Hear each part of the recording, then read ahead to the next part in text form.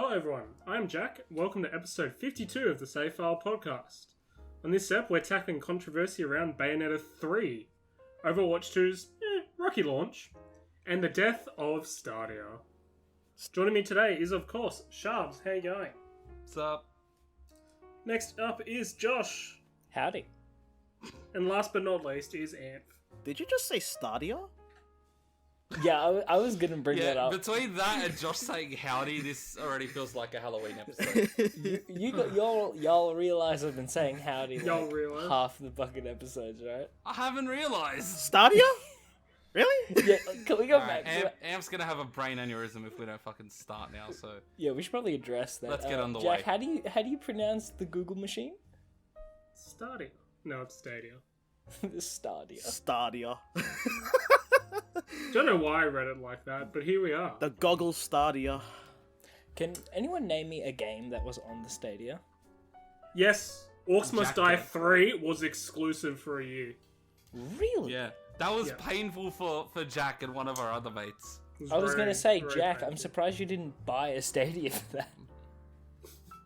I didn't stoop quite that low. But were you tempted though? At any point were you Yes. looking? I never looked, but I did think about it.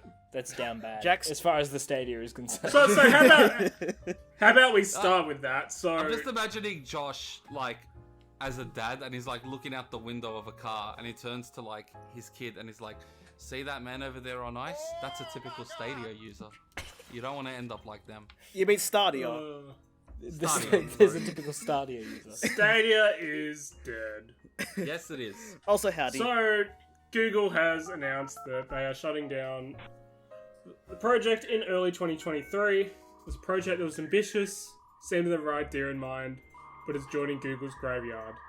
Joining Google Labs, Google Slide, Google URL Shortener, and Google Plus, along with many, many more in the graveyard.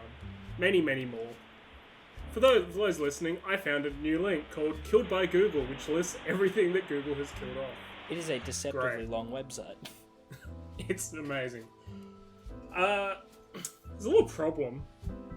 Didn't really tell anyone that they were closing it down. They did not tell their team, who found out the day everyone else found out. That was Nor did they hilarious. tell developers that were working on games exclusively for Stadia. And they also didn't tell, big companies like Ubisoft and Bungie, who now are trying to work out how they can get players' progress across on games, who don't want to lose all their stuff. Yeah, they pulled what in professional terms is known as a G4. A pro gamer move, if you will. I have to admit, though, They what do 360 you think no-scoped led out to of this? there. Yeah, what do you think the Stadia failed on? Because I've got, the big one. Did they market this at all? I mean, I think I've said it before. I don't know if I've said it on the podcast. I'm fairly certain I've said this just over Discord to you boys, but I think one of the biggest problems with the Stadia, and one of the reasons it fell before it even launched, was when it was announced, everyone was like, "Oh, it's a Netflix for games," and then Google just didn't address that for a very long time. No, I feel like what killed it was they didn't follow through on the promises they made. No, but they just kept people- scaling it back. The further they got along, the more they scaled it back. No, but for so long, people thought it was going to be a Netflix for games, and people were like, "Hey, that's a pretty cool idea." And then I remember it was a couple months later, Google came out and were like, "Well, it's not really that. You kind of still have to pay for the games." And everyone went, "Oh, well, that idea sucks. Fuck this thing." And only the most devout followers of Stadia still kind of fucking believed in it at that point. It's so hard to bring a product back from the dead, and it's nearly impossible if it's a brand new product. PS Vita. No, honestly, when it comes to PlayStation, remember how hard the PS3 failed at launch, and how hard Sony had to work to bring it back? Yes, I do, actually. Yeah, it was no easy fucking task. Hell, it was probably the most impressive thing about the PS3 that generation is the fact that it bounced back. But when you're a new product like Stadia and you don't already have a fan base with 20 years of devotion to you, it's fucking impossible. I don't remember like seeing any push for the Stadia at all. I'm pretty sure it released, and the only reason I knew is because you fucking told me. And probably just Google marketing. You get, they own half the internet, it feels like, so that probably something was chucked at you one way or another.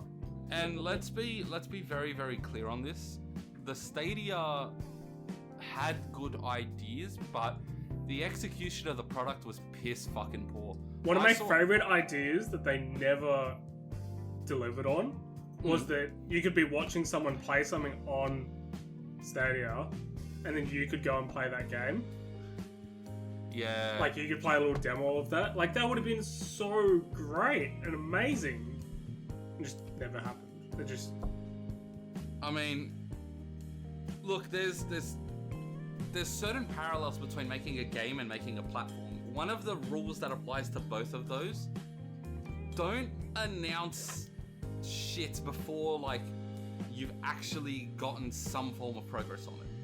Not even that. Don't announce things until it's pretty much 100% in there. Yeah. And it would be more work to take it out. Like. Yeah, I mean, it's one of those things where, like, there was promise after promise, and I mean, we live in Australia, so people here weren't very keen for Stadia because we don't have 21st century internet here. No, unfortunately. Everyone except one of our mates who does. Yeah, but I mean, he's paying dearly for it. It's like The way he said that made it like he was selling off his family or something. I mean, yeah, It did kind of. sound a bit like he had to open an OnlyFans. But like, I mean, people in Australia aren't too big on streaming just because our internet just doesn't really handle it very well. Our internet But like, when infrastructure is terrible. I remember I started seeing reviews from people who were like in countries with decent internet, and they were like, this doesn't work, there's too much latency, and some of the games that they showed off, you can't play with latency. Yeah. Like, a big backer of Stadia was Bungie. And Correct. have you tried playing Destiny when everything takes an extra second to react? You can't. Yes, I have. I play it on PC. Ah, that makes sense. Ah, yes, well done. No. I For did those that. who don't know, Stadia's really, or Destiny's really bad when you try and load into their social space. And it is like, it'll take ages and ages for some vendors to load, and like, you'll just be sitting there. You go up to an vendor, press the interact button, and it won't load for like 20 seconds sometimes. That's on PC, so imagine that on Stadia itself. It'll be very bad. Look, I mean, I personally, I don't know about you guys, but I was never invested in Stadia. I just didn't see it doing anything particularly interesting for me. That's obviously a personal thing. Other people might have loved the I idea. feel like I liked the idea of Stadia. But to me, I was just like, oh yeah, whatever, it's come and gone. But the part that fucking burned me about Stadia, I guess just being killed off, is they didn't even bother to tell their devs. Like, they didn't bother to tell... They didn't tell anyone. It's almost like just some execs decide, yeah, it's cut. Alright. That's actually what happened. They were just send like, out. alright, let's pull the life support, and that was it. And I was just like, Yeah. they straight up didn't tell anyone. I saw devs on Twitter saying it would have been really nice to have been told, like, privately by Google, hey, we're gonna cut all our ties with you and cut support for this and all this shit. And I mean, it's like Jack said, if you've got a game that's very reliant on progress, like an online services like Destiny, you now have very little time to plan to bring that player base, I mean, however small it might be in comparison to the other ones, across to another platform. Yeah, look, they only got to merge 4 people over, but for those four people, it really matters, you know. Yeah, they were really they dedicated. could be very important people. It could be Gabe Newell. Yeah. Look, I Frank, just want to Stan, bring up, Ashley, and Anf were really big Destiny players on the Stadia. Really. I just would like to bring out a poorly aged things tweet, or this is where it belongs anyway. February 4th, 2022. If you hear one thing, hear this. The Stadia team working really hard on a great future for Stadia and cloud gaming. We hope you agree, and we know the proof is in the playing. Oof. And then there was September 26, 2022, 3 days before the announcement. The BBs are back with brand new LOL surprise game. Customize your dolls, visit iconic cities, show off your collection at fashion shows, and play with up to 4 friends. Coming soon to Stadia. That was September 26th. They announced the death on 29th. Oh my god, they really didn't tell anyone. Like, when you have stuff like that happening, that makes you realize how much no one knew. Literally no one knew. You didn't tell your own team. Imagine, like, working on a game for, like, years, and you announce it, finally, and a release date, and then they tell you that the only platform that you're releasing it on is going to be dead in 3 days. It's horrible. Yeah. You just turn around, excuse me? By the way, so, I'm just trying to double check things. Ubisoft have, announced that you will be able to transfer your games over to PC, and... That's nice. And Bungie's trying to work out, I don't know if they've nailed down details, but they're trying to work out how to get people's stuff over. It also should be said, because you haven't mentioned it yet, Stadia is refunding everyone's purchases. Oh, that is good. Yeah. Okay, at least that's... That was an important thing. Alright, Well, I I'm not gonna remember get that too being a angry. big thing at the time. I just glossed over it because I just knew it in my head. It's still a massive blow, though, to those developers in the first place. Oh no, it's absolutely dreadful to not tell them and the hard work they've been doing. This is absolutely a terrible way to announce it, and they've handled it piss poor, to be quite honest. Yeah. Could you imagine though Absolutely. if Steam went down and they decided to refund everyone for every purchase they've made? Oh my god, I'd be rich. It just like, why am I getting 10 grand all of a sudden? Steam. A lot of people would be like, oh yeah, yes. Steam gets bought out by Epic. Huh. Oh. Oh man, can we talk about the Web3 game for a second? What's the Web3 game? The fucking, do you not remember it? Oh, are we talking about the really cool or blockchain inspired game? Oh yeah, the really awesome, super interesting blockchain inspired game. Oh, motion Yeah, that one. motion sickness, the game. Yeah. Never So have for I anyone felt... thinking that blockchain is the new thing, just go and have a look at this game's gameplay. Trailer that they were hyping. Oh boy. That is like a case study that you'd receive in like a university class on design of what not to do. Yes. Yeah. Like, if you were presented with that trailer, you could write a thesis on like everything that was wrong with it. The game was so bad, please everyone just go watch the trailer. It's so bad. It's got dunked on by literally everyone. I'm Yeah. gonna grab that clip on an incognito video because I do not want NFTs in my watch history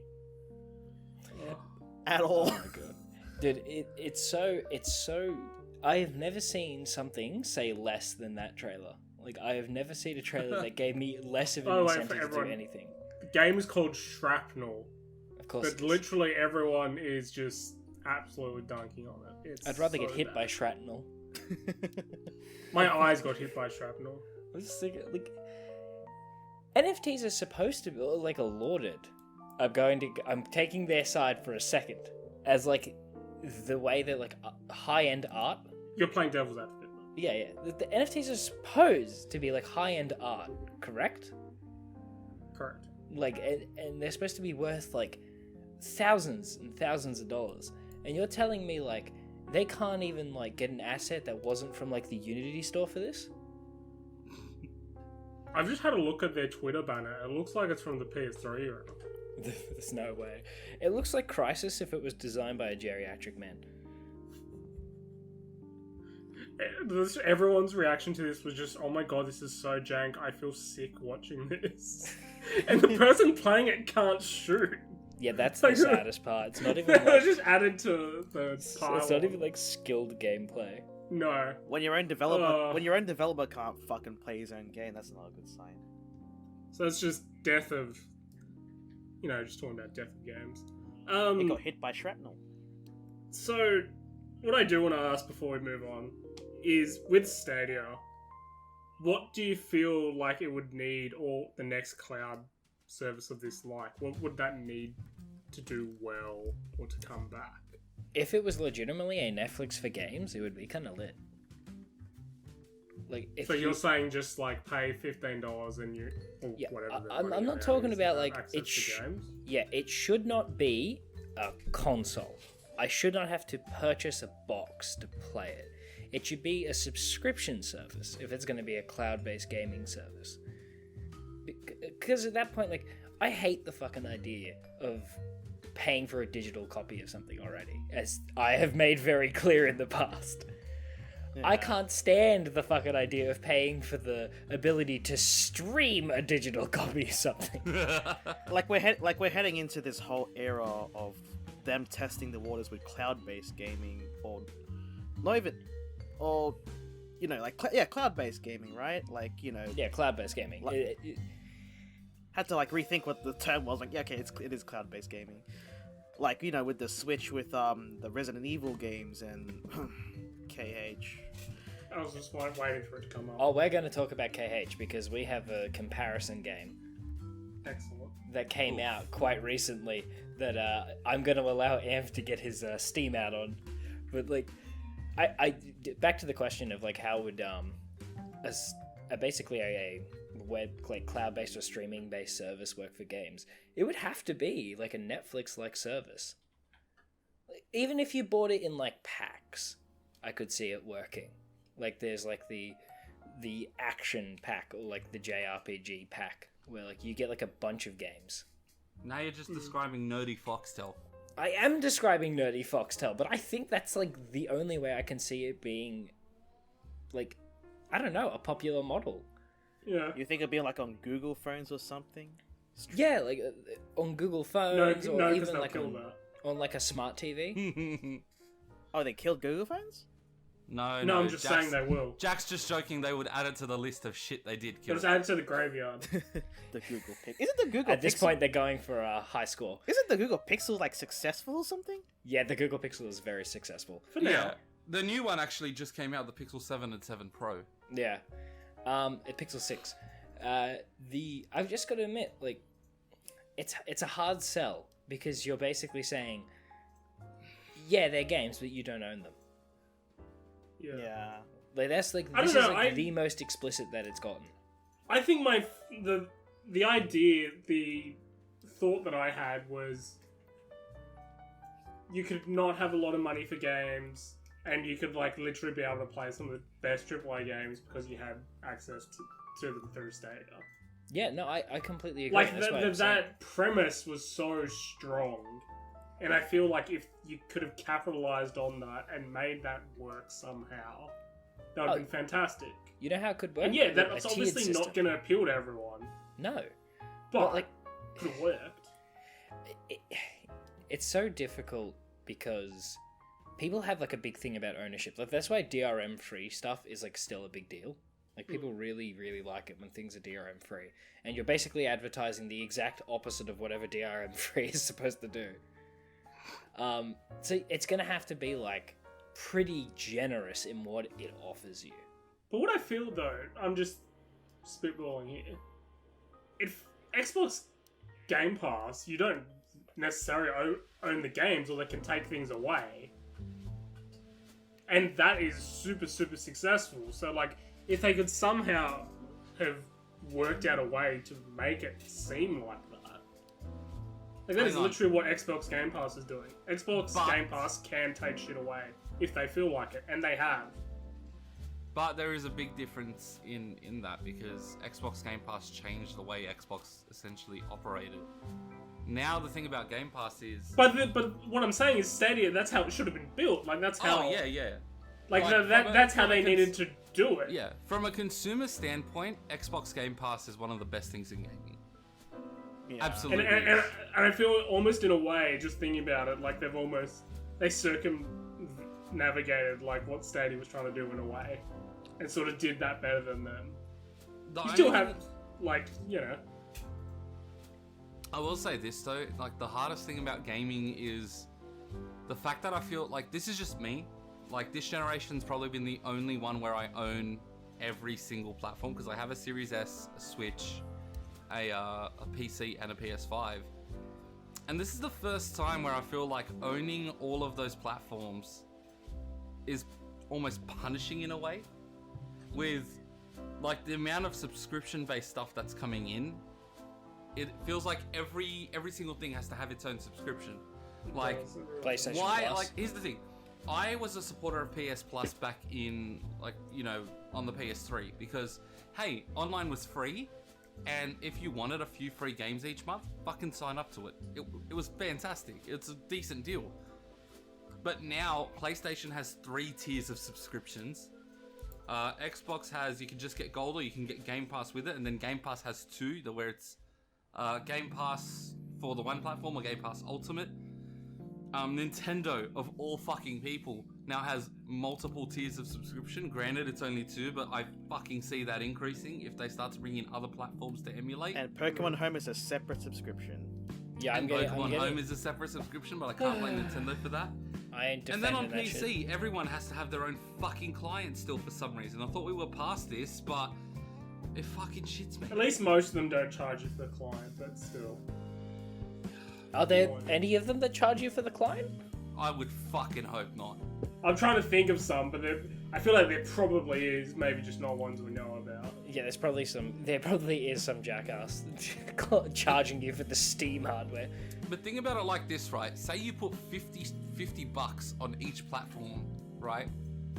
Actually, how much is the second tier of Switch if you want the N64 stuff? I think it's like How much is that? $70 or something. Yeah, it's quite For a year. expensive. All right, let's be nice and say you pay $50 on PlayStation, Xbox, and Switch. That's $150 you're giving out with zero control over what games you're getting. At this point, I'll be honest, it's a fucking lucky deal. Yeah. Like Xbox Game Pass and the PlayStation Plus, tier 2, they have enough stuff that there's bound to be something or other that you like. But I mean, for the fact that you have zero control over it, it does bother me a little bit. I feel like the only people who majorly benefit from these subscriptions, and I'm referring specifically to PlayStation and Xbox here, are people who only have the one platform and don't play games very often. I feel like it's part of, this is probably conspiracy theory, but I feel like that would be like the goal of it. It's almost like a weird way of gatekeeping it. It's like, yeah, you could buy an Xbox or you could have the PlayStation Plus. The thing is with PlayStation and Xbox Game Pass, or with PlayStation's PSN Plus and all that, you can own like a good fraction of the games that they're offering, right? But with Nintendo's one, like, You can't. This is so dumb. you can't, which is like, That is not something I'm thrilled about. the virtual console of like playing classic games like, Earthbound, A Link to the Past, or even like Ocarina of Time. You can only access that through a subscription, which I'm not a fan of. I got so excited that Earthbound Beginnings was announced for the Switch, and then I realized I can't own it. I was like, Sorry. But like, the thing is, right?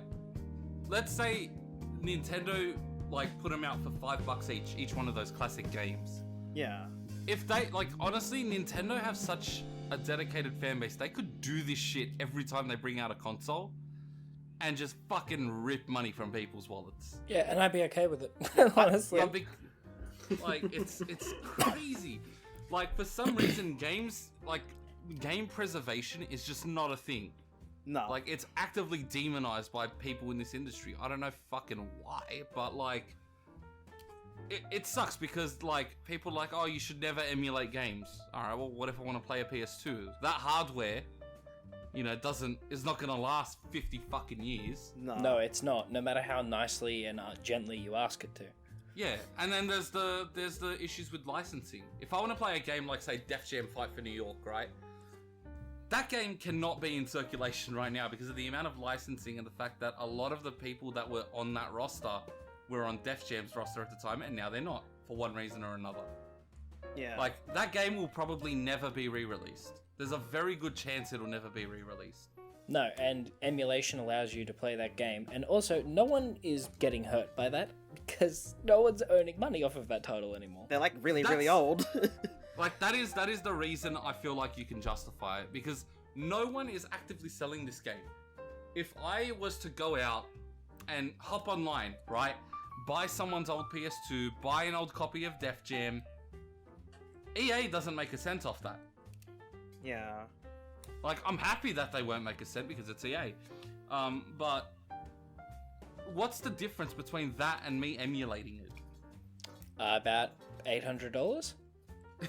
It's literally the only person who gets hurt is the person who can't sell me this product because I have a PC to emulate. Yeah. That's literally the only people that get hurt. And I'm not distributing the game. Like, if I set up a fucking location publicly and I was like, yeah, come in and play all these old games I didn't have to pay for, different story. But I'm literally just emulating it to play myself, and I don't get why that's a big deal. It isn't. Don't People believe, are bootlickers. like, I'm not a believer in pirating games that are currently being sold.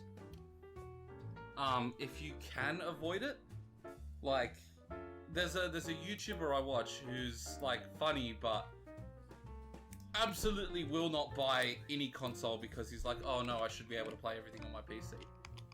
And I'm like, that's a stupid way to think. Name and shame. His name's Bullet Barry. All God. like fucking. Of course 10 his of our name is subscribers. Bullet Barry. Oh dear.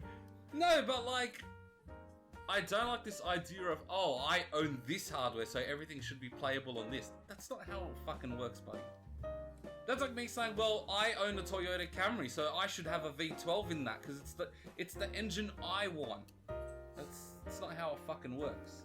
Also, if you want to do, I was talking about this before the show started. If you don't believe in piracy as a form of boycott, buy secondhand because they fucking hate it when you do that. Do you guys remember when a few studios, I believe it was mainly EA and Ubisoft, Project $10. yeah, used to literally put some multiplayer codes in that just to force you to fucking online passes. Oh god. It was basically like, hey, we're gonna lock some content behind a code that we'll give out for free for the first person who buys the copy of the game. So everyone else has to give me $10. Do you remember the Saboteur? I think so. So it was a game made by Pandemic, which was a fantastic studio until EA gutted it.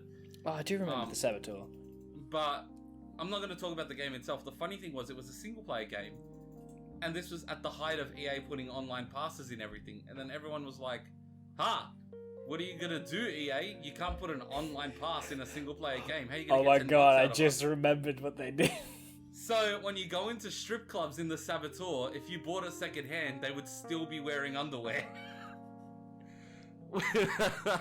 I just remember that there was a Whereas fucking... if you pay them $10, they're not wearing it.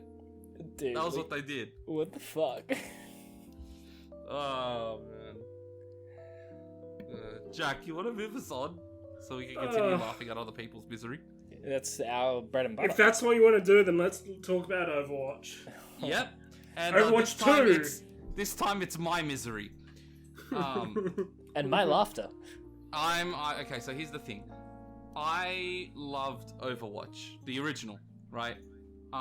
It was completely different to a lot of the games I would play, and I think that's one of the reasons it stuck with me really well. I had a blast with it. I've honestly enjoyed my time playing it. When Overwatch 2 was announced, I was a bit iffy on it because I was like, what are you gonna do that's gonna justify it being a standalone release? Like, Nothing, it turns out. PvE, Shards. You're gonna give PvE. yeah, that was one of the biggest things that I was looking forward to was PvE. And Where's I was PvE? like, if they put in enough content, I will happily pay for the PvE because I love the PvE. Every time there's the seasonal events that roll around, like the archives events, I love playing them with my friends. May I quickly interject a question? Yes. Was PvE not promised in Overwatch 1? No. No, it wasn't. Okay. No, they were basically. They were seasonal.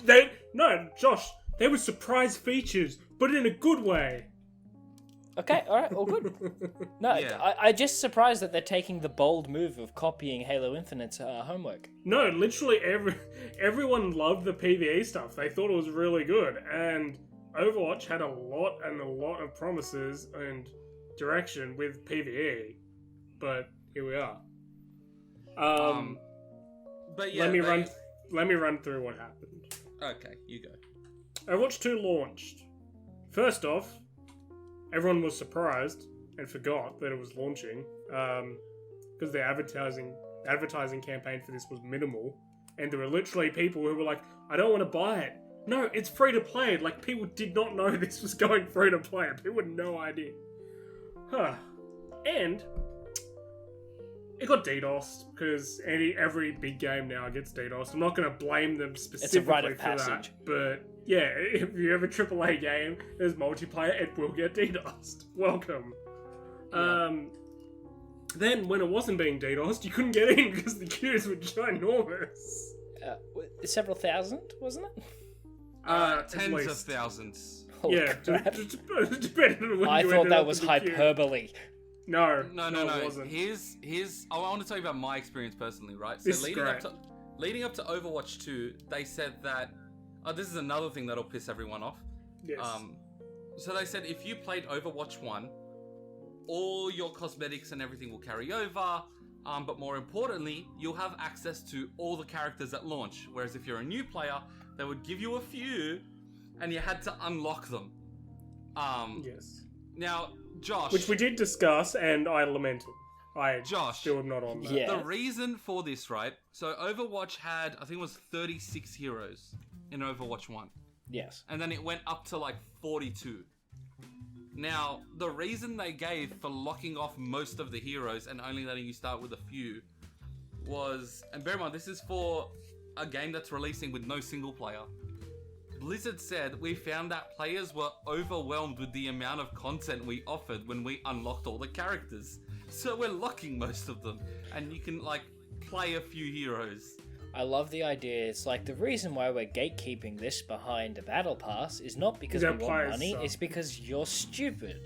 You didn't know how to handle that much content. Smash Brothers is looking at them like, are you serious? Now, here's the thing. Yeah. Yeah. Here's the thing. I am a player of the original Overwatch. So, I was like, you know what, I'll load up Overwatch 2, I just want to see how it plays. And immediately all the characters were locked. I was like, what the fuck? I'm like, hang on, I've played the first one.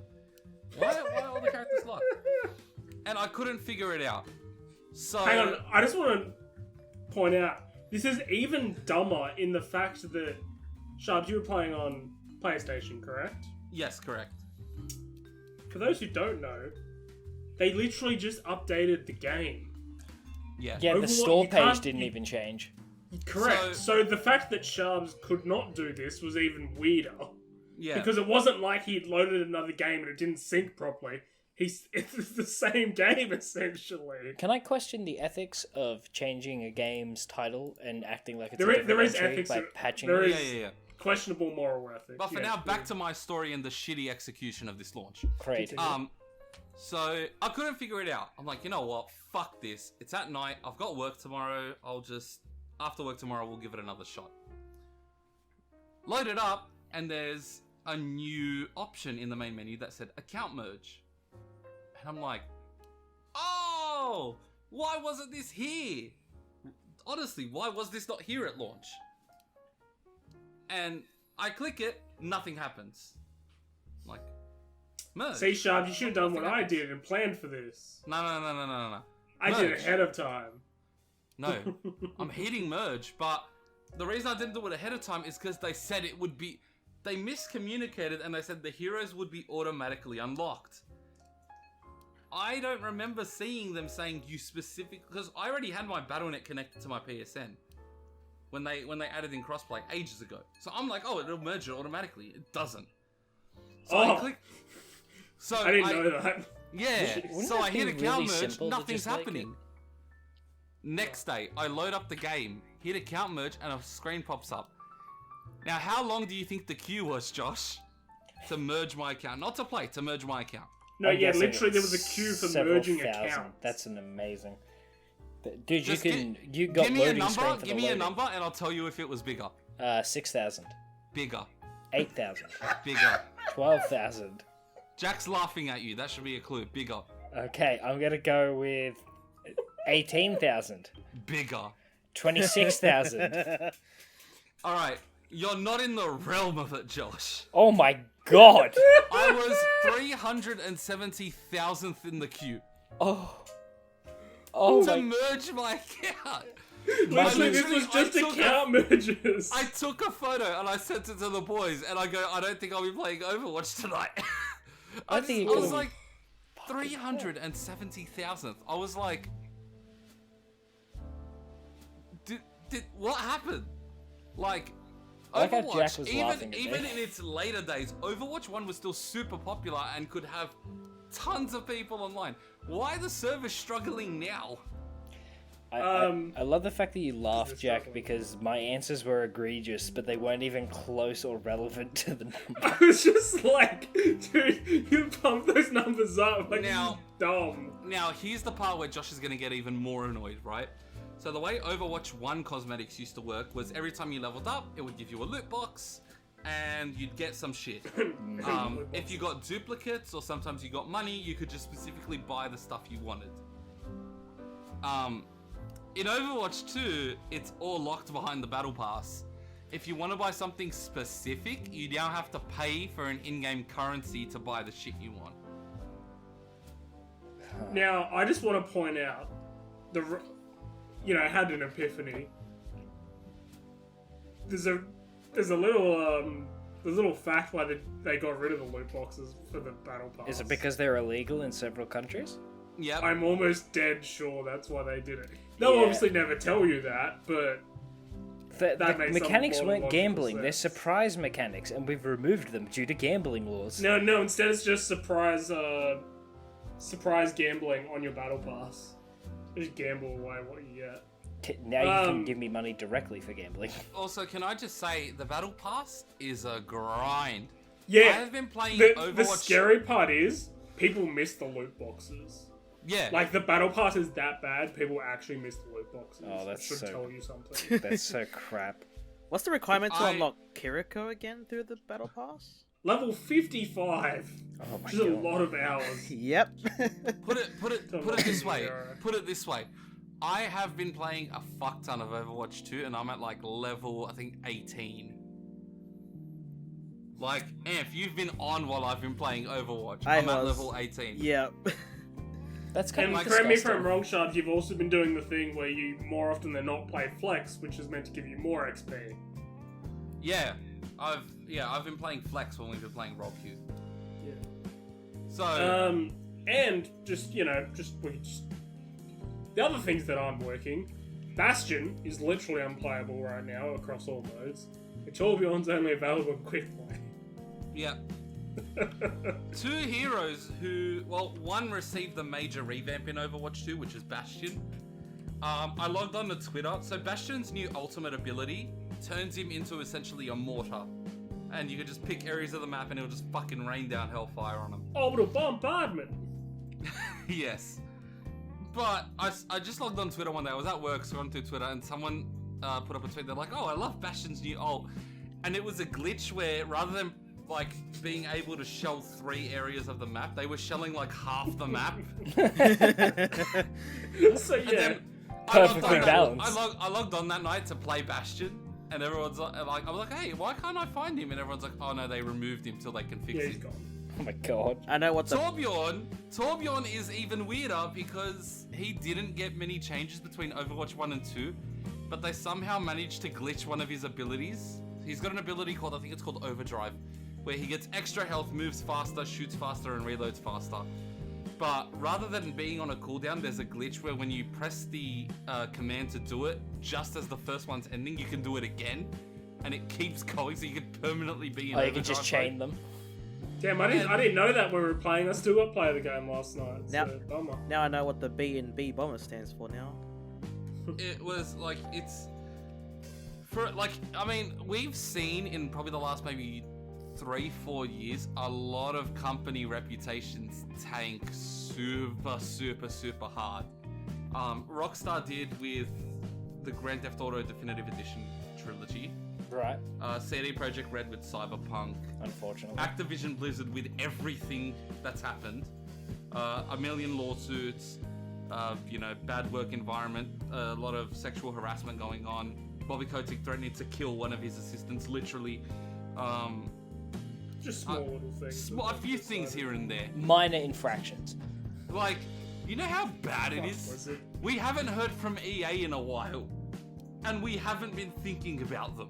I forgot about EA. That's how they like it. This is their new norm now. They're just like, oh, like we're just gonna sit back. That's it. The only major news we've heard of EA in the last 6 months that I guess isn't really controversial, but is somewhat close to controversy, is that they wouldn't re-up on the FIFA license. I would say that, and then them dunking on themselves with the single-player games. Oh yeah. Yeah, but that wasn't really a controversy. That was just it was just a self-dunk. You know what's funny is we were on the podcast talking about that a few eps back, and my exact words were, "Hey, why would they post that? They're making Skate 4, which is going to be a single-player game." And like the week after, EA were like, "Psych, it's not a single-player game. It's an online service." And the fanbase collectively were like, the fuck? Just what my skateboarding game needed. Permanent online features. Now, I just want to point out what Blizzard's doing for everyone to, make up for this. You're going to get a health pack weapon charm. You can go in your gun. You're going to get a cursed Reaper legendary skin. And there'll be some double XP weekends. Why not? Double XP weekends is something you should probably be doing anyway. But like, they should just double the XP. A health pack weapon charm is worth like $1, probably like $1 or $2. Reaper legendary skin, cool, that's great. Whatever. You know what's fucking hilarious is with Overwatch 2, they made a big deal about new skins that they called mythic skins. Oh yeah, which were like above legendary and you could customize. But you're not getting that for Reaper. You're just getting the basic. No. A legendary. Oh, God. Why do you bother? Are you talking to me or Activision Blizzard at this point? No, you. Why do you because the game's still fun. It's fundamentally fun. There's just it's like having a crack addiction. You know what I mean? Like, it's abusive, but I'm like, I need this. Wait, I'm not gonna say that. Dave Chappelle has really every joke of his is coming to my brain all at once. No, like it's still a fun game at the end of the day. It's just like, man, like all jokes aside, as much as I hate Activision Blizzard and their reputation very much precedes them, and acts as a good reason for that hate, the product itself of Overwatch is still super fucking fun. Like when here's the thing, I didn't play Overwatch in months. When one of my mates, Justin, when he hit me up and he was like, "Hey bro, you gonna try Overwatch 2?" At first I go no, and then one day I downloaded it, I played it, and suddenly now I'm back playing it every day. It's a game where I go through phases, but I think a reason it's still so successful is because very few other games, if any, can absolutely pull off what Overwatch does as a product. And bear in mind, this game now has, it came out in 2016? That's 6 years ago. It's got 6 years of a devoted community behind it. They're very devoted. That's all I'm gonna say. It would have to be. Like, it's got its own sports league that still rakes in money. It's one of the most viewed games on Twitch. It's funny, people were like, "Oh, it's a dead game." This is like in Overwatch 1's lifespan, near the end of it. Like, "Oh, it's a dead game, it's a dead game." And it was still one of the most played and viewed games in the world. Completely dead. It's also one of the most searched up things in a certain site. Yeah, I was going to say, Overwatch's legacy will live on whether they like it or not. Yeah, it took 4 days before they cracked the encryption to get those Overwatch 2 models. I love how they purposely did the encryption specifically so they wouldn't do that too. They're like, we gotta lock the vault for as long as possible. But they severely underestimated their because power. that'll stop everyone. Alright, I'm gonna move us on. Oh, can I enrage Anf for a second? Yeah, go ahead. Oh yeah, hey Anf, how's Nier Automata on the Switch? Good. How does it make you feel?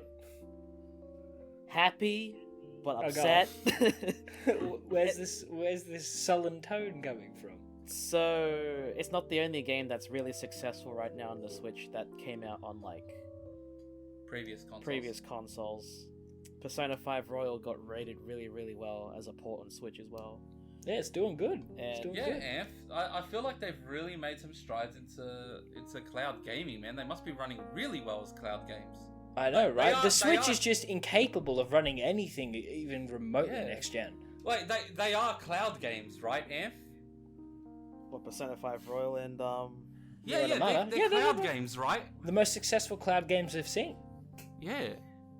no. No, they're not. I'm But gonna a I'm gonna PS2 release Ant from his. But a PS2 game from 2002 is. Oh my god, it's like a police interrogation there. So. Let me release Ant from his pain. Thank you, Jack. I'm tired. We'll talk about another game with controversy. Okay. Bayonetta 3. Yeah, so this game comes out next week, but it's not short on controversy because Helena Taylor, who was originally would have voiced Bayonetta. Reprising her role. Yeah, you know. That's not happening. We knew about that, but now we're hearing that. So we must say there are conflicting reports on this, both what she said, what the company said, what other people have said, including other people who have sources and whatever. So she's claimed she was only going to be offered $4,000 US to reprise her role as a flat rate. Which Yeah, is so- beyond insulting if true. Yeah, so. Allegedly. So Helena Taylor put up a Twitter video, and she actually Multiple. detailed like pretty much her career in a nutshell. She's like, I trained for 7 years. I think it was like 4 years at this drama school, and then like another 3 years with like a legendary voice acting coach or something like that. There's a massive thread of everything she's done, And bear in mind, she's obviously got a very good portfolio, including Bayonetta 1 and 2. you know, which just And You were would think that would qualify her for the third one. which Yeah, sold and then alright. she goes, and Platinum felt this was only worth $4,000 US.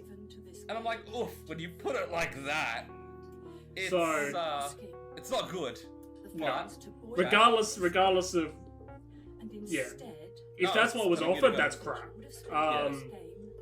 The latest thing we're hearing is that she was offered around that amount for at least 5 sessions of recording. So maybe $15,000, 16,000 around the mark. you know, around that sort of mark. I would argue that's still. I don't know what voice acting costs. That doesn't sound good. I don't know. It would really depend That on doesn't like sound we right. would need like the scale of how many hours of work is that? Like if it's a recording session is like a 8-hour day, and you're doing 5 days, so like a week's worth of work for that much money. That's pretty good. That's Yeah. Yeah. But the But- thing with voice acting is, I think, because it's a creative thing, obviously, like any kind of drama or anything that's creative. I think a lot of times actors also feel like they should be able to dictate how much they get for a certain thing. Like Michael Hollick, who voiced Nico Bellic in GTA 4. Originally, I don't know if you guys know about his case, but he was happy with making $100,000 voicing Nico. But then he saw how successful the game did, and he was like, "Hey, I kind of feel like you should give me a little bit more." And Rockstar were like, "No, we fucking paid you." Like, Yeah, there was a contract involved. This is not how this works. Yeah, and like that divided the community, and also like voice actors have struggled for a very long time getting fair pay. It's not even just in video games. I'm not a huge anime consumer, but I know anime voice acting is fucking peanuts. Yeah, They get we chump have- change. Yeah. It's like it's super tough, and with games being how they are now, like they're becoming like voice actors. Not even, I mean, you can't even really call them voice actors alone anymore, because a lot of big games are doing now like motion capture performance and things like that. That was they're definitely pretty not much- happening for Bayonetta, though. Oh yeah, absolutely. But like, And if it was, even I'm so- very impressed, and she should be even so- paid thousands of dollars. Yeah. No, but like, even so, like, it's. We've seen a lot of stories of people that I'd like to go into a little have more felt detail like about they've the been background. underpaid or First undercut and thing things was like I that was, by developers. And I think quite Bayonetta's a auditioned, big because sometimes, case because this voices is change Helena over Taylor. time. She voiced the titular So I character auditioned for the in role Bayonetta and 1 and 2. obviously passed with So flying colours. to replace They a then main sent character me like that is a an big insulting fucking move. offer. Yeah. Yep. So I thought, you But know what? I mean, it's I'm I don't going want to to say write anything people. concrete on this because I'm going there's to write conflicting him reports. The and truth ask him for might what be I somewhere in the middle. So It's definitely not a again- good look to lie about that, though, to such a degree. Oh, absolutely. But my thinking is, correct me if I'm wrong, Josh, but I think it was a statement from Platinum who said she was paid based on multiple sessions, right? She was getting a fixed amount per session. There's been multiple sources that have come out and saying they've basically, she's been, with different amounts, mind you, so I don't know which one is correct, but most of them agree that that would be, you know, incorrect and wrong. Like, it just sounds wrong to be The head of the paid. game denied it happened. Yeah, the head of the Yeah. game denied it happened. However, the head of the game is not a trustworthy fella, so let's just put it that way. But like multiple other sources have also come out and said that that's not how it works, and that it was probably more like she got $4,000 per voice acting session, which again, I am not a voice acting like guru. I do not know what that means or how much work goes into like the game as a full, like how much she would actually be putting into the game to like get paid. Like, I want her to get fair compensation, but like the things coming out of like she was demanding 6-figure pay might be like a bit ridiculous. I mean, it's like that kind of goes back to what I was saying, where like if you feel you're worth a certain amount as a voice actor and you demand it, that's fine. But there may be a stark difference in what you feel you're worth and what a People are gonna company pay you. feels you're worth. Yeah. Like, here's the thing, right? Red Dead Redemption 2 has tens of thousands of voice lines. Yeah. Right? Now, if you're gonna, like, if you were Roger Clark, who played Arthur Morgan, and you got paid, you know, $4,000 for that role, even though it was, I'm going to assume that Red Dead's a substantially bigger game than Bayonetta 3. Voice acting wise, I would say it is. Like, yeah, that would be totally fucked, but I mean, if you're going to be one of those guys who says like 3 lines and you're in the background of this cutscene that was deleted from the game and you still got $4 grand, That would you're be pretty fucking good. cheering. But it's hard to say exactly how much her work would be worth because It's kind of subjective. we don't know how long the game is. We don't know exactly how much. Like, who knows? The game could come out and she might be silent for the first half of the game. I don't know. Maybe she forgets how to talk. Like, I mean, we laugh. That's But, why it's like, only 5 sessions. you can't judge what a product's worth is until it comes out. Yeah. Can I address a cold take? So what'd you say, Can I- Josh? I really want to address a cold take while we're still talking about this.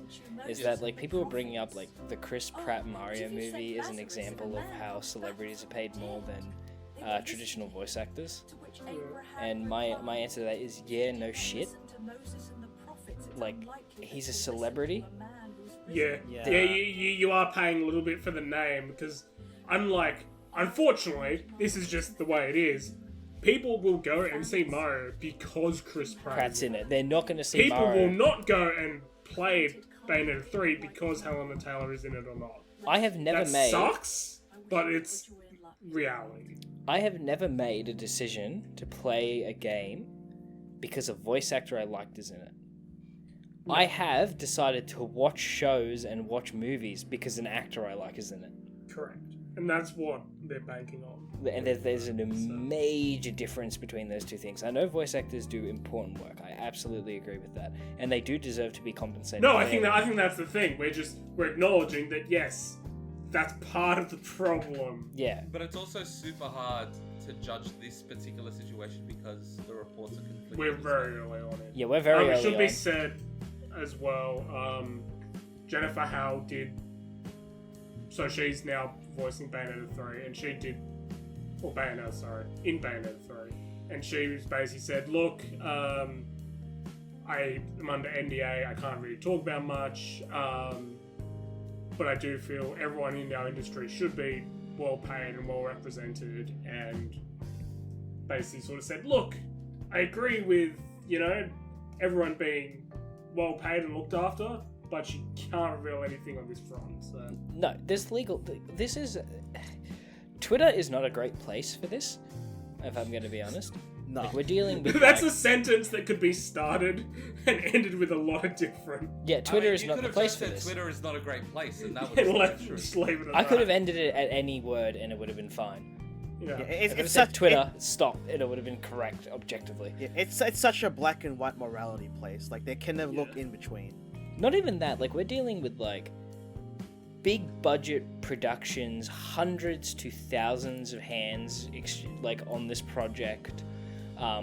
Like, lawyers, contracts, unions, which I assume would be involved if this is true.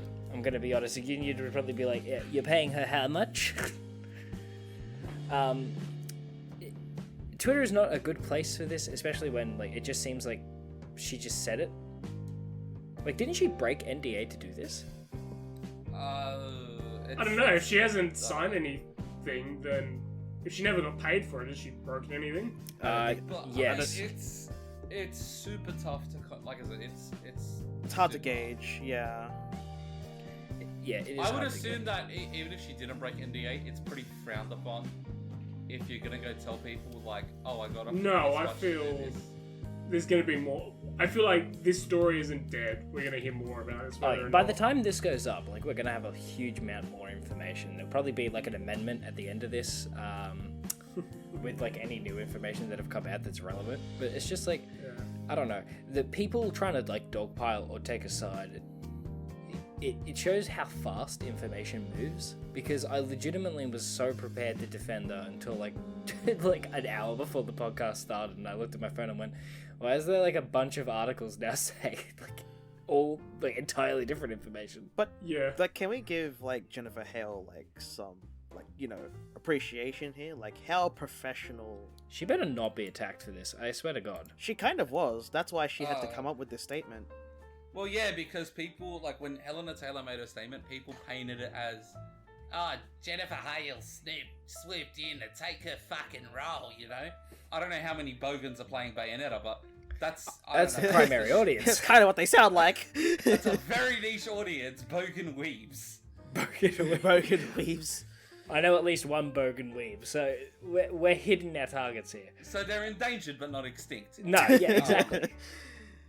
But this, But yeah, like, Jennifer Howard did come out and, like, as we said before, she did say, look, I can't say much about the project itself. I'm under NDA, but I do support everyone getting paid fairly for their fucking work. yeah. And look, she's got her own, she wants to protect her own image as well. She's just going, look, I'm not involved in this. This wasn't my... Decision. She's doing the job she got paid to do. Whether or not she's being paid well, another story, but, like, it is what it is. I highly and doubt people that this gotta leave. girl would have, like, if she saw this all breaking out and she got paid the $4,000, I bet, like, she would have probably said shit about it. yeah. She probably would have seen it as an the opportunity. thing is, right, Jennifer Hale as well is not like some unknown actress. Like, Jennifer Hale's quite a well-known voice actress. So, Would you like me to run through some of the things she's done? I love that. I mean, I don't like her because she plays Ash in Overwatch, and I can't play Ash despite That's the fact one. that There's I think she's Commander great. Shepard, Correct. That's probably her most well-known role. Shina Fujibel. Charbs, Dr. Juvenile from No More Heroes 3. That's fucking her. Yep. Josh, Shina Fujibayashi from Tales of Symphonia. Oh, damn. Okay, yeah, Jennifer Hale's great. Just a reminder, Rivet. Actually, Rift yeah. Apart. Fuck, I completely forgot she played Rivet. Sam. She's in the Blood of Zeus TV series. Love that series. She's Yeah, so Sa- as we're saying, Jennifer Hale got some experience behind her. Probably Yeah, wouldn't accept a so job for she's $4,000. just protecting her. She's got a moderately successful portfolio. But she's in a little movie called The Rise of Skywalker. Yeah, mate. she's up and coming. Like, But to like kind of expand on the whole like she handled it all professionally. This is like Yeah, after as it should. like Helena came up with her statements. Helena essentially said that Jennifer Hale has no right to say that she's Bayonetta or sign merch or autographs, which is Bullshit. bullshit. Yeah, she feels like she created the voice for Bayonetta, which is also bullshit. Like, I don't like this whole possession of a role sort of thing. Like, I've seen Can you it. imagine? Can you imagine if they did it for Doctor Who? Like, you could only get the original Doctor Who signature. Oh my god, like, he's everyone very else can dead, get fucked Sharps. up. Like, That's really dumb. Yeah, Like, I'm just like, hang on a minute. I've seen this with like Sean Schimmel with like Dragon, because he voices Goku in Dragon Ball Z. But Yeah, he's a little possessive of that. and he puts down everyone else that voices him in English. Like, he's like, "You're not Goku, I'm Goku." I'm pretty sure he said that in a voice like mail to someone. Maybe he's just saying. And like he like the only person he wouldn't do that to is obviously like the The original Japanese fucking dumb person. Yeah, the only person he wouldn't do that to. But You're not Goku, Nani. Nani. But like, as I said, I don't like this whole "I possess this role." Like, no, you do not. The company does. I hate to say this to voice actors because I absolutely respect the hell out of you as a profession. Yeah, but, same here. Be real careful. You're not the face. You're not an actor where if they replace you, it's glaringly obvious.